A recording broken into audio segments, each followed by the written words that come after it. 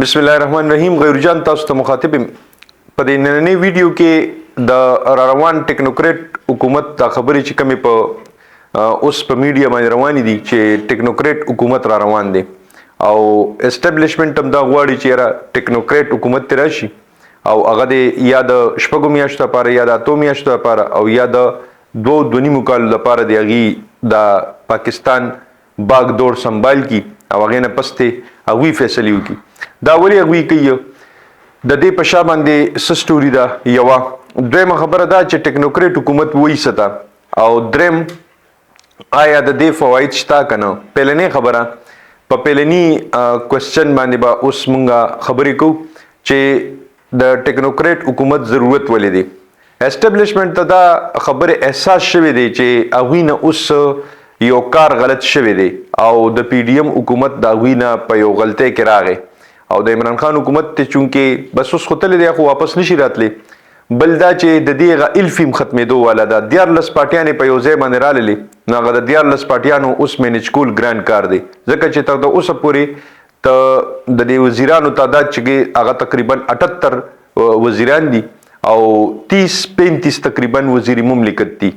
او مشیر خاص چې کوم دی هغه خو لا تعداد دي، ځکه چې څوک هم د پنجاب نه د گرفتارۍ والا خبره راشي نو شهباز شریف ځان سره مشیر خاص کی، لکه د تاتار په شان باندې ملک احمد خان په شان باندې د دې کسان په شان باندې هغه خلک چې کوم دي هغه هغې بیا ځان سره دلته مشیر خاص واخلي یا وزیر مملکت واخلي. نو عرض می خبره دا و چې اصل کې د دې ټیکنوکریټ حکومت ضرورت په دې وجه باندې دی چې سیاسي خلک دا فیصلې اغستی نشي، سیاسي خلک داسې سټپس اغستی نشي چې په هغې کې د مشکل فیصلو اوس هغوی یو قدم واخلي. نو په هغې کې د هغوی خپل تاوان دی. څه تاوان دی؟ لکه اوس چې کوم د مسلم لیگ نونو او د پیپل پارټۍ یا د جے یو آی ایف والا هغوی ته کوم تاوان مخه ته شو، هغوی ته اوس پته ولګېد هغوی اوس عوامو ته نشي تللی، ځکه چې د مهنګایۍ چې کوم صورتحال دی، د ډالر چې کوم صورتحال دی، د بېروزګارۍ چې کوم صورتحال دا خو د نن نه 9 میاشتې مخکې نه و که نه، نو دا خو اوس هم د دوی د غاړې هار شو. نو په دې باندې خو به دوی ته خامخا دا مسایل جوړیږي او دوی داسې سختې فیصلې یا داسې سخت سټپس اغستی نشي. نو د دې لپاره اسټابلیشمنټ دا فیصله وی کړې ده. دا شبرزی دي د کاشف عباسي په پروګرام کې د دې خبرې انکشاف کړی و چې یاره هغوی اوس دا سوچ کوي چې یاره مونږ یو سیټ اپ داسې جوړو چې هغه د ټیکنوکریټ وي. دویم جز د دې زما د ویډیو چې ټیکنوکریټ حکومت څه ته وایي، دا یو غټ سوال دی، ځکه چې زمونږ دا نوي کول اکثر له په دې باندې پوهېږي نه، نو د هغوی د معلوماتو دپاره دا نننۍ ویډیو زه کوم. ټیکنوکریټ اصل کې معاشي ماهرینو ته ویل کېږي چې کوم معاشي ماهرین او هغه اکونومیسټ وي، هغه په معاشیت باندې په اکانومي باندې پوهېږي. د دې لپاره چې اوس کوم نومونه زیر گردش دي هغه شبرزیدي په نوم باندې لکه اتفاق وي شوی دی، په رضا باکر باندې شوی دی او په حفیظ شیخ باندې شوی دی. دا 3 کسانو دا نومونه چې کوم دي دا اوسه پورې لکه په گردش کې دي. دا ټیکنوکریټ حکومت چې کوم دی دا آیا د اوس نه دی؟ نه، دا د 1930 نه دی کې په پیل ځل باندې په امریکا کې په دې باندې تجربه شوی و، هلته هم ناکام شوی او دلته هم ناکام کیږي. دې ځای کې مخکې داسې سلسله شوې ده او هغه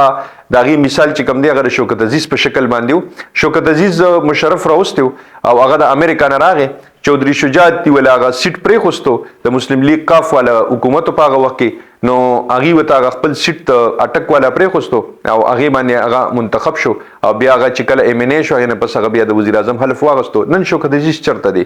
د شوکت عزیز په باره کې چا سره څه معلومات شته چې هغه نن چېرته لاړلو، کوم ځای کې دی؟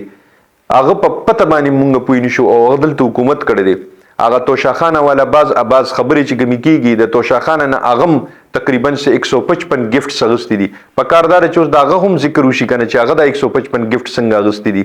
نو دغه شان دا شوکت عزیز چې کوم دا هم د ټیکنوکریټ یو کردارو او دا ټول کردارونه چې اوس مونږ ته کوم په مخامخ باندې راځي دا د آی ایم ایف والا او د ورلډ بینک والا کسان وي. رضا باکر ته په ایرپورټ باندې په عمران خان باندې دومره سخت پریشر و چې هغه تا د ان آی سی چې کوم وه نادرا والا ان آی سی چې کوم وه د هغه د فیملی دا هغه ته په ایرپورټ ملو شوه، ځکه چې هغه د امریکن نیشنل هولډر دی، هغه پاکستانی نه دی، نژاد پاکستانی دی. نو هغه چې کله دلته ورسېدو نو دلته ورته ملو شوله نو داسې کسان د اکثر له د IMF والا کسان وي دی د هغوی د مفاداتو تحفظ کوي دا د پاکستان د مفاداتو تحفظ نه کوي او دا اوس هغوی ته خپلې قرضې په ډوبېدو باندې ښکاري په دې وجه باندې هغوی وایي چې یاره داسې یو سیټ اپ ته راشي چې یاره موږ ته بیا خپلې پیسې روباسو ځکه موږ یو قرضدار قوم یو موږ نه به پیسې څه واخلي موږ سره به څه یو نو په دې وجه باندې هغوی د دې لپاره دا سوچ کوي د ټیکنوکریټ دا حکومت چې کوم دی دا اوس که مثال په تور باندې راغی او دا قایم شو نو دا آیا سیاسي دی آیا دا جمهوری دی او بیا دغه جمهوریت باندې چې کوم هغه شبخون مارا گیا هغه الفاظ چې کله د سیاستدانان استعمالي اوس د دې کازس چې کوم دی هغه چا طرف ته ځي ګوتې چا طرف ته اوچتیږي دا چا د وجې نه وشلو دا هم د دې سیاستدانان د وجې نه وشلو ولې راتلل په ګورنمنټ کې ولې یې داسې حرکت کولو ولې یې یو سمدم حکومت چې کوم دی هغې کور ته ولېږلو ولې یې داسې یو غیر آئیني او غیر سیاسي قدم ځان دپاره واغوستلو غیر آئیني خو ته موږ نشو ویلی خو خیر غیر سیاسي او حرکت وکړلو چې هغه جمهوریت ته نقصان ورسولو او دریم خبره اخیری چې د دې فایده شته یا نشته زما په خیال باندې زما ذاتی خیال دی چې د دې فایده پاکستان ته دومره نشته چې څونه به IMF ته ورلډ بینک ته به کیږي د هغوی مفاداتو تحفظ به کیږي زمونږ د مفاداتو تحفظ په دې کې نشي کېدی نو که دا مثال که دا رامغی نو په دې کې به د یو څو غیر سیاسي خلکو چې کوم دی د هغوی مفادات چې کوم دي د هغوی تحفظ به کېږي د پاکستان تحفظ پکې نه کېږي د پاکستان معیشت چې کوم دی هغه به همدغه شانت وي شوکت عزیز مونږ ته په کاغذونو باندې همدغه شانتې معیشت خولیو خو چې کله هغه لاړلو بیا مکه معیشتو چې زرداري ته ملو شو نو غرق او تباو چې د زرداري نه بیا